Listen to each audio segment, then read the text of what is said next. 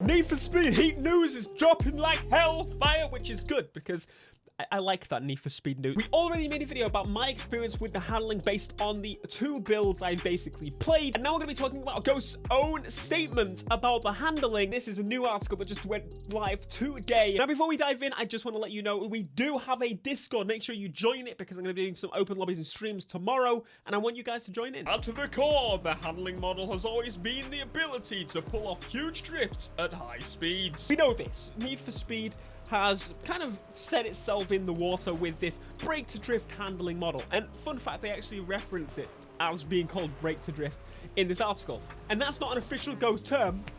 That was your boy, yeah. But anyway, brake to drift has been a thing in Need for Speed since Criterion arrived into the franchise, and frankly, it worked well with Hot Pursuit. It worked perfectly with Hot Pursuit. In fact, in that type of game, it worked really well. I preferred the Run, which was a similar open stretch, kind of long curved roads, but the handling models both fit really, really well. Rolling those games, Need for Speed Rivals, Need for Speed 2015, Need for Speed Payback, all of these have had the brake to drift formula, and so since a long while we've had it.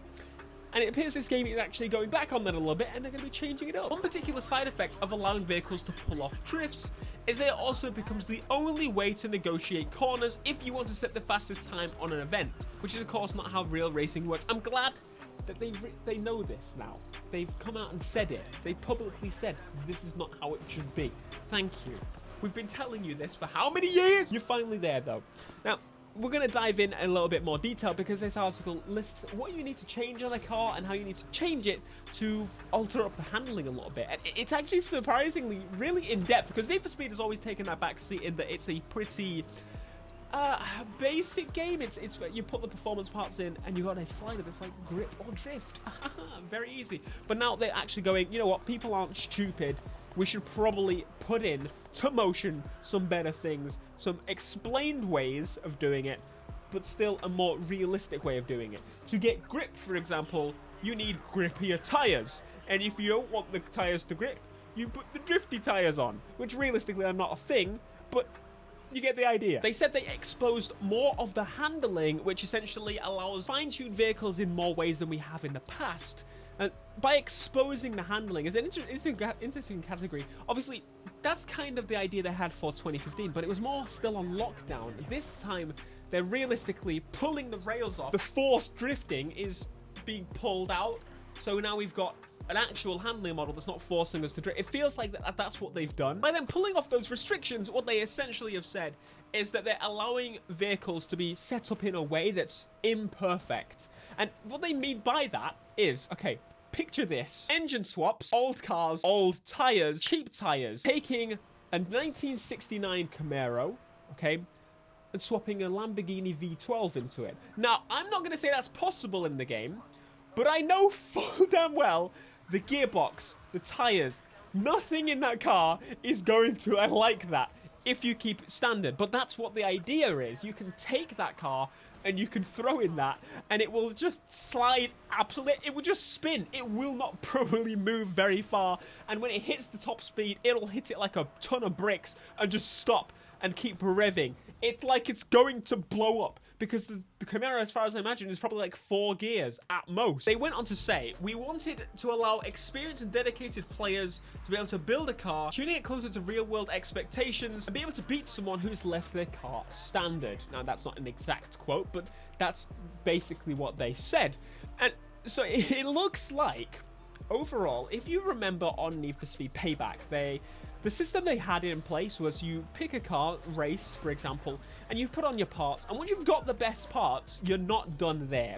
You have to grind out over and over the same events or different events, and also the spinny wheel thing to get the best parts. And a lot of people would go for the faster acceleration and faster nitrous parts. That way you would be a little bit faster than everybody else. Well, that was the Payback's way of endgame, and I personally quite liked it. This is, for me, good news, because obviously in this game, we just buy the parts once we unlock them, which doesn't sound very like, ooh, we get to tinker and stuff, because there's not really much tuning anymore either. It's all done by the performance parts you put into the car. It seems there's a top layer that if you really, really like your car, for example, my Skyline or drifts, my, I don't know, Murcielago that I'm going to be using in the game, probably.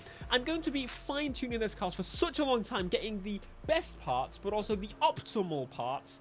Everything works together. So they exposed the steering, differential, clutch, brake bias, and the tire model itself. All of these things add up to customizing your car in new ways that we've never done before in a Need for Speed game. Now, don't get me wrong. Okay, here's my thing. I've mentioned in the past that I like to drift. I just don't like the forced drifting. So we can now have a fully gripped car. I've mentioned this in the past. Fully grip, you will not be able to drift it. You will not. I drove an all-wheel drive car, to be fair, and again, that was a long time ago that I've played it since now, but the point is you could not get it to drift unless you literally slowed down to about 10 miles an hour and held the handbrake and full locked. That was the only way, but that was grip. When it comes over to drift, now it's a completely different story. I didn't try this fully, but if you fully put drift things on a car, it will be like Payback in that if you accelerate and turn, your car will drift because it's just got so much power to the rear wheels, it's just going to push it. And this is great news in the fact that I can have cars set up for specific tasks. And you can also, if you really wanted to use a drift car in a race, if you want to, the archetypes are gone. There's no off-road, there's no road, there's no drag. The car is set up for how you want it to be. You buy a car, you put parts in, and it has a grid to show you where those go. And it's between road and off-road, up and down, and I think left and right is drift and race. That's how it should be. The drifting is more in-depth, which is what we want. If, for example, you fully max out a drift car, as we say, slam the throttle, pull a turn, and keep locked, you will spin out. You can spin out in a Need for Speed game.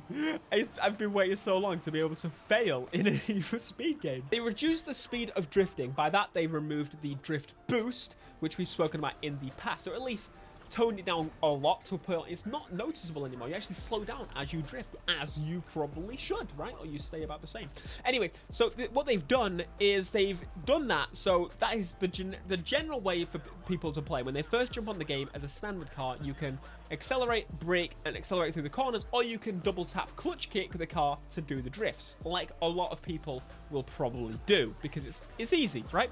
Well, what they've done in that matter, obviously keep the sense of speed. They either need to speed it up or make it look sped up. So they increased the sense of speed. It now feels faster to do any of them. You can do either and it will feel just as fast because they've worked on the actual sense of speed opposed to just speeding it up. Suspension, differential, and tires are the three categories that affect the handling of the car the most. Another significant factor based on what the car will be like standard. You can force any car to do just about anything, I imagine. And what they've said is that drivetrain will affect how the car handles as a standard. So if you, for example, bought an all-wheel drive GTR, it's going to be a bit grippier than, for example, a classic muscle car with 1,000,000 horsepower.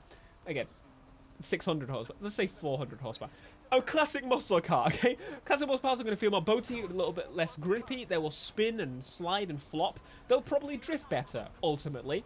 And a GTR will still drift, but not as much. But the thing here is you can swap those cars completely and go even further to the point where you can make a drag version of your favorite muscle car, and you can make a drift version of an all-wheel drive Huracan. Like, I'm worried. I know.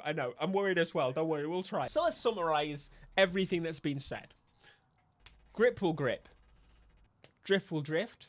You can fail and spin out with drift, just like you can with grip if you brake too early or brake too late, or there's a way to fail. And like with drift, that should have been there too. Off-road makes your cars accelerate faster. Off-road and road, I don't even need to explain it, right? We wanted to have a race handling style that is faster in corners, satisfying, and feels amazing, while also creating a new way of initiating drift with multiple layers of mastery. We are really happy with the results, and we hope that you enjoy it too. This article was literally written by the handling department of Ghost.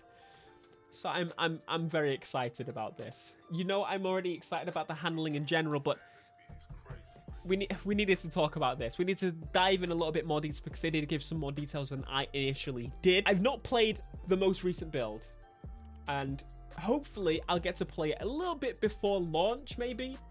And if so, you already know you're going to be the first people to know about everything. I'm going to tell you everything you need to know as soon as I possibly can, because I want you to know before you jump in and be like, oh, I wasn't expecting this. I'll let you know, but I will leave you guessing some, all right? Because, you know, I don't want to spoil things. I just want to make sure you know that the handling is... You're in the right place for Need for Speed Heat. Be sure to smash like, subscribe if you are new, and I'll see you in the next video. Peace.